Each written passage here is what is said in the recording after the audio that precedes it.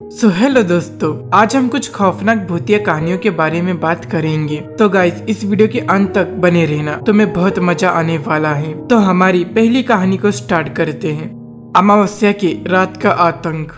रात का सन्नाटा था, चारों ओर घना अंधेरा फैला हुआ था और हवाओं में एक अजीब सी ठंडक थी। उस रात गांव के बाहर के जंगल के पास रहने वाला हर कोई घरों में दुबक कर बैठा था, क्योंकि वो रात अमावस्या की थी और उस दिन गांव में कुछ अशुभ होने की संभावनाएं बहुत मानी जाती थी। लेकिन रघु, जो गांव के बाहरी छोर पर अकेले रहता था, वो इन सब बातों पर यकीन नहीं करता था। वो अपने छोटे से घर में अकेले बैठा था और वो कहता है कि किसी दिन वो इस अंधविश्वास को तोड़ेगा। और तभी उसने खिड़की के बाहर कुछ हलचल महसूस की। उसकी आंखें जंगल की ओर जा टिकी, जहाँ उसे एक धुंधली परछाई नजर आई। धीरे धीरे वो परछाई उसकी ओर बढ़ रही थी।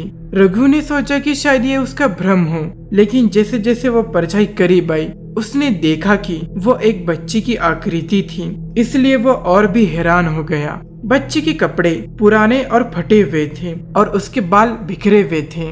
उसकी आंखें शून्य में टिकी हुई थी और उसका चेहरा भी एकदम सफेद था, जैसे उसकी जान निकल चुकी हो। रघु ने आवाज लगाई, कौन हो तुम? इस वक्त यहाँ क्या कर रहे हो? बच्चा बिना कुछ कहे उसकी ओर बढ़ता रहा। रघु की आवाज अब कांपने लगी, लेकिन उसने हिम्मत जुटाकर दरवाजा खोला। बच्चा बिल्कुल रघु के सामने था। उस बच्चे की आंखों से आंसू बह रहे थे और उसने अपनी ठंडी कपकपाती आवाज में कहा, मुझे घर चाहिए, क्या तुम मुझे अंदर आने दोगे? रघु की रूह कांप गई। वह समझ नहीं पा रहा था कि ये क्या है, एक बच्चा या कुछ और। लेकिन उसकी दया ने उसे बच्चे को अंदर आने देने पर मजबूर कर दिया। उसने दरवाजा खोला और बच्चा उसके घर में दाखिल हुआ। जैसे ही बच्चा अंदर आया, घर की सारी बत्तियां खुद ब खुद बुझ गई और एक बेहद ही ठंडा हवा का झोंका घर के अंदर घुस गया। बच्चा धीरे धीरे घर के अंदर घूमने लगा और उसके कदमों से फर्श पर एक अजीब सी गूंज उठ रही थी। रघु अब तक पूरी तरह डर चुका था, लेकिन वो कुछ बोलने की स्थिति में नहीं था। बच्चा धीरे धीरे दीवारों की ओर बढ़ने लगा और उसकी उंगलियां दीवारों पर खून के निशान छोड़ रही थी। रघु ने देखा कि दीवारों पर बच्चे के छोटे छोटे हाथों के निशान उभरने लगे, जैसे किसी ने वहां से भागने की कोशिश की हो। रघु ने हिम्मत जुटाकर बच्चे से पूछा, तुम कौन हो और ये सब क्या हो रहा है? बच्चे ने उसकी तरफ पलटकर देखा। उसकी आंखों में दर्द और नफरत का एक अजीब मिश्रण था। उसने धीरे से कहा, मेरा नाम चिराग था, मैं इसी गांव का था। सालों पहले मुझे और मेरे दोस्तों को इस जंगल में लाया गया था। वहाँ हमारे साथ कुछ ऐसा हुआ कि हम कभी वापस नहीं जा सके। अब हम यही बंधे हुए हैं और हर अमावस्या की रात हम उन लोगों को ढूंढते हैं जिन्होंने हमारे साथ ऐसा किया था। रघु को समझ में आ गया था कि ये आत्मा बदला चाहती है, लेकिन वो भी उसी गांव का था, पर उसे इन सब बातों के बारे में कुछ नहीं पता था। रघु ने डरते हुए कहा, मैं तुम्हें कुछ नहीं कर सकता, मैं तो बस यहाँ रहता हूँ, मुझे छोड़ दो। उसी वक्त बच्चे की आंखों में अचानक से एक खौफनाक चमक आ जाती है। उसने धीरे धीरे कहा, तुम हमारे बीच रह रहे हो और तुम्हें भी वही भुगतना होगा। और उसी पल रघु को एक जोरदार चीख सुनाई दी। चारों ओर से बच्चों की आत्माओं ने उसे घेर लिया और उनके चेहरे पर घृणा और दर्द था। रघु ने भागने की कोशिश की, लेकिन उसके कदम जमीन से चिपक गए। बच्चे अब उसकी तरफ बढ़ रहे थे और रघु को लगा कि उसकी सांसें थम रही है। उसकी आंखों के सामने अंधेरा छा गया और उसके कानों में बच्चों की दर्दनाक चीखें गूंजने लगी। धीरे धीरे रघु की आत्मा भी उन बच्चों के साथ मिल गई और वो भी उसी अमावस्या की रात की परछाई बन गया। अब हर अमावस्या की रात गांव वाले रघु की चीखें भी सुनते हैं, जो उन बच्चों की आत्माओं के बीच भटकता रहता है। उस रात के बाद से कोई भी उस जंगल की ओर जाने की हिम्मत नहीं करता और रघु का घर हमेशा के लिए वीराना हो गया। तो दोस्तों, ये थी हमारी पहली कहानी जो रघु के साथ घटी थी। अब हम अगली कहानी की तरफ बढ़ते हैं। यक्षिनी एक डायन। रात के 2 बज रहे थे और विराट मेघालय और असम बॉर्डर के बीच पड़ने वाली किश्नोई नदी पार कर रहा था। दूर दूर तक अंधेरा छाया हुआ था। एक गहरे सन्नाटे ने किश्नोई नदी को घेर रखा था और उसी नदी के ऊपर काले बादल मंडरा रहे थे, जिन्हें देखकर ऐसा लग रहा था कि किसी भी पल वो बरसने वाले हैं। नदी में घुटनों तक पानी था जो धीमी रफ्तार के साथ बहे जा रहा था। विराट के एक हाथ में मोबाइल का टॉर्च था तो दूसरे हाथ में साइकिल का हैंडल। विराट मोबाइल की टॉर्च की रोशनी के सहारे नदी पार कर ही रहा था कि तभी उसका मोबाइल बजने लग जाता है। विराट फोन उठाते हुए कहता है, हाँ वंदना बोलो। मोबाइल के अंदर से एक औरत की आवाज सुनाई देती है। कहाँ तक पहुँचे आप जी? किश्नोई नदी तक पहुंच गया हूँ वंदना। बस ये किश्नोई नदी पार करी और फिर मैं सीधे तुम्हारे पास। किश्नोई नदी का नाम सुनते ही वंदना घबराते हुए कहती है, क्या कहा? किश्नोई नदी पार कर रहे हो आप? और नहीं तो क्या, अब तुम्हें तो पता ही है कि बंगलामुड़ा गांव से रोंगकमुचा गांव जाने का मात्र एक ही यही रास्ता है और वो भी नदी पार करके जाना पड़ता है। आपको इतनी रात में वापस नहीं आना चाहिए था, ग्रेवयार्ड कोठी में ही रुक जाना चाहिए था। आपको पता है ना नदी के पास वो घूमती है? विराट हैरानी के साथ पूछता है, वो घूमती है मतलब? आपको सब पता है पर फिर भी आप जानबूझकर ऐसा बोल रहे हैं ना? माँ जी ने बताया था कि नदी पार करते वक्त उसका नाम नहीं लेना चाहिए वरना वो सच में आ जाती है। वंदना तुम भी ना, कहाँ माँ की बातों पर आ गई। लगता है माँ ने तुम्हें भी यक्षिनी की कहानी। विराट अपनी बात पूरी करता उससे पहले ही वंदना घबराते हुए कहती है, चुप हो जाओ जी, हे काली माँ मेरे पति की रक्षा करना और अनजाने में इनसे जो अनर्थ हुआ उसके लिए माफ कर देना। अब ये कभी उसका नाम नहीं लेंगे। विराट हंसते हुए कहता है, क्या वंदना तुम भी ना, ये यक्षिनी वक्षिनी कुछ नहीं होती, समझी तुम? ये सब बस मनगढ़ंत बातें हैं जो गाँव वालों ने बनाई है और कुछ नहीं। आप नहीं मानते तो मत मानिए, पर मैं तो मानती हूँ। आप ना जल्दी से आ जाइए बस। हाँ वंदना आ रहा हूँ, बस ये नदी तो पार कर लो पहले। इसके बाद और कुछ देर तक विराट और उसकी पत्नी प्यार भरी बातें करते हैं। फिर वंदना फोन कट कर देती है और विराट वापस से नदी पार करने लग जाता है। अभी विराट ने 1-2 कदम ही आगे बढ़ाए थे कि तभी उसको पायल बजने की आवाज सुनाई देती है। विराट को लगता है कि उसके पीछे से कोई लड़की भागते हुए निकली हो। पायल की आवाज सुनकर विराट जहाँ पर था वहीं पर रुक जाता है और पीछे मुड़कर देखने लग जाता है। जब वो पीछे मुड़ता है तो सिवाय अंधेरे के उसे कुछ दिखाई नहीं देता। उसके पीछे कोई नहीं था। ये वंदना भी ना यक्षिनी का नाम लेकर मेरे मन में उसका वहम डाल दिया और वही वहम डरा रहा है अब मुझे। और वैसे भी मैं तो खुद यक्षिनी से मिलना चाहता हूँ। बड़े चर्चे सुने हैं उसके, सुना है बड़ी खूबसूरत है। इतना कहकर विराट वापस से आगे बढ़ने लग जाता है। विराट मुश्किल से अभी 1-2 कदम चला ही था कि तभी उसे नदी के किनारे पर एक काला साया दिखाई देने लगा। उस काले साये को देखकर विराट के कदम अपने आप थम जाते हैं। साये को देखकर ऐसा लग रहा था कि जैसे वो विराट का ही इंतजार कर रहा था।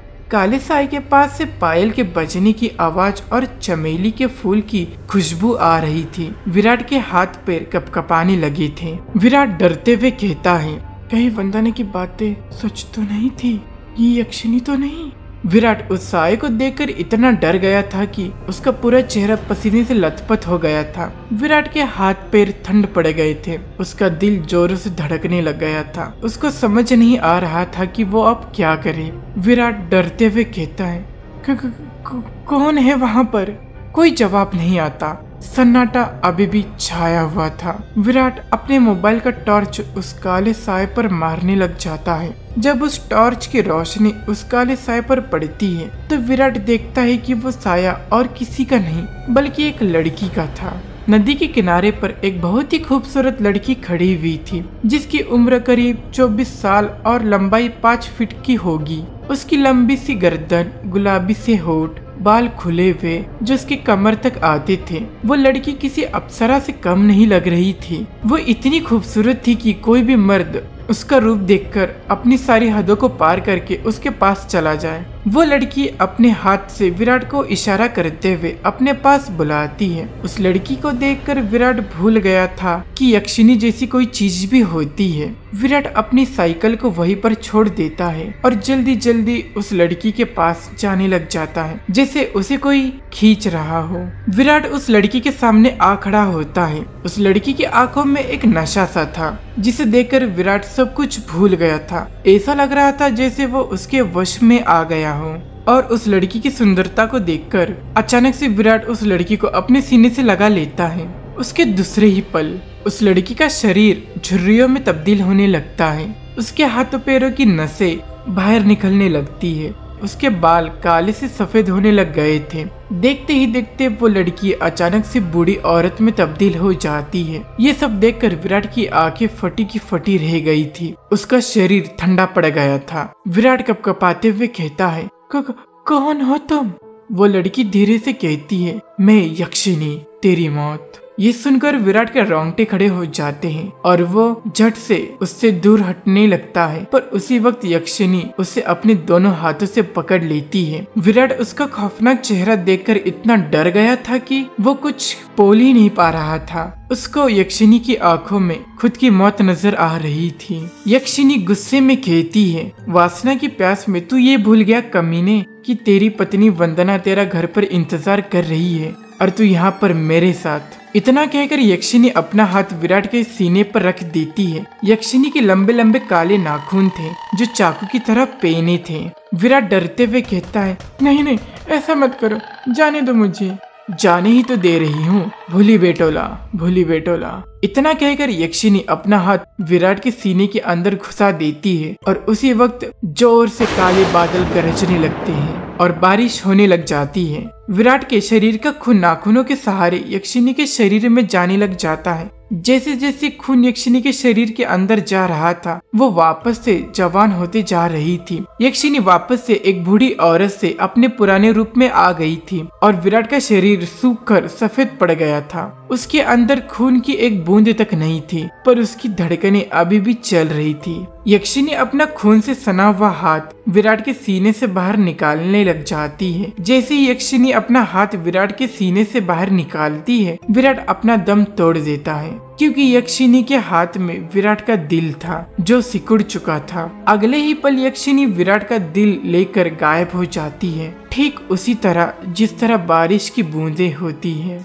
टाइपराइटर की बटनें दबने की आवाज सुनाई दे रही थी। एक आदमी जो कि कोट पैंट पहना हुआ था एक बंद कमरे में सफेद टाइपराइटर के ऊपर कहानी टाइप कर रहा था। उस आदमी ने बड़ा सा गोल चश्मा पहना हुआ था। कमरे के अंदर चारों तरफ बुक सेल्फ रखी हुई थी, जिनमें करीब 1000 से भी ज्यादा किताबें जमी हुई थी। टेबल के ऊपर ही एक ऐश ट्रे थी, जिसमें कुछ आधी जली तो कुछ पूरी जली सिगरेट और ऐश रखी हुई थी। लेखक खुद से कहता है, चलो ये भाग तो पूरा हुआ, अब दूसरे भाग में वंदना अपने पति का मौत का बदला लेगी, साथ में यक्षिनी के अभिशाप का पता भी लगाएगी और उसे इस अभिशाप से मुक्ति दिलाएगी। रीडर्स को बहुत दुख होगा विराट की मौत से, पर क्या करे, मौतें तो होंगी, तभी तो हॉरर कहानी आगे बढ़ेगी। इतना कहकर लेखक एक सिगरेट जलाता है और उसके कश खींचते हुए अपने मोबाइल से किसी को फोन करने लग जाता है। फोन के अंदर से उबासी लेते हुए आवाज सुनाई देती है,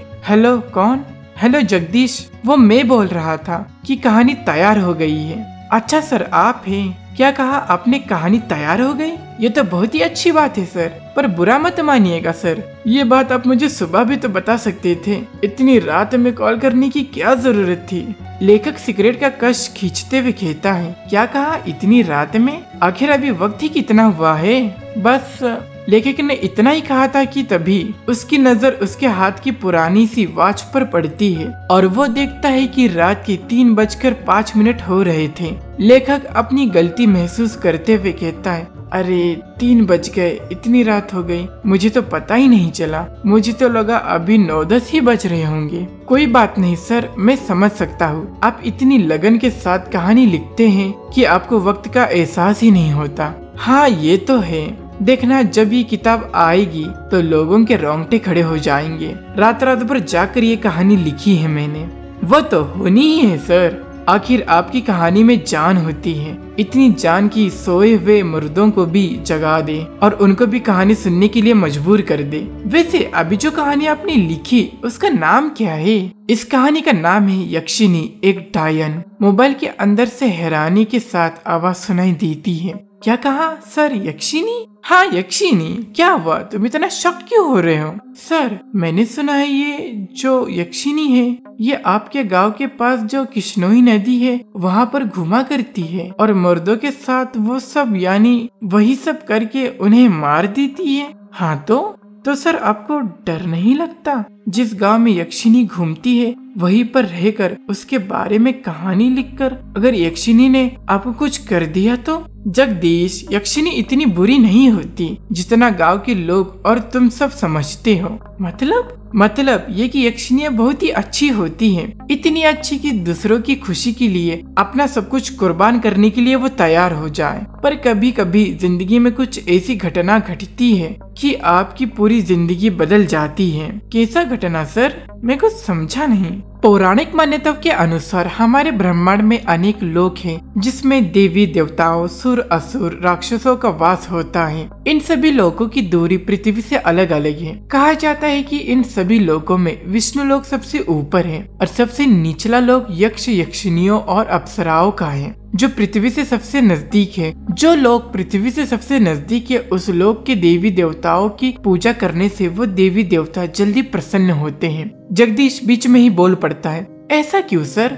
उस लोक के देवी देवता जल्दी प्रसन्न क्यों होते हैं? क्योंकि लगातार ठीक दिशा और समय पर किसी मंत्र की साधना करने से उन देवी देवताओं तक तरंगे जल्दी पहुंचती हैं। यक्ष, यक्षिनियों के लोक में से ही एक यक्षिनी द्वापर युग के अंत में पृथ्वी पर आई थी जिसको एक अभिशाप मिला था। एक ऐसा अभिशाप जिसने उसकी जिंदगी बदल दी थी। कैसा अभिशाप सर? आप किस अभिशाप की बात कर रहे हैं और उसे यह अभिशाप किसने दिया था?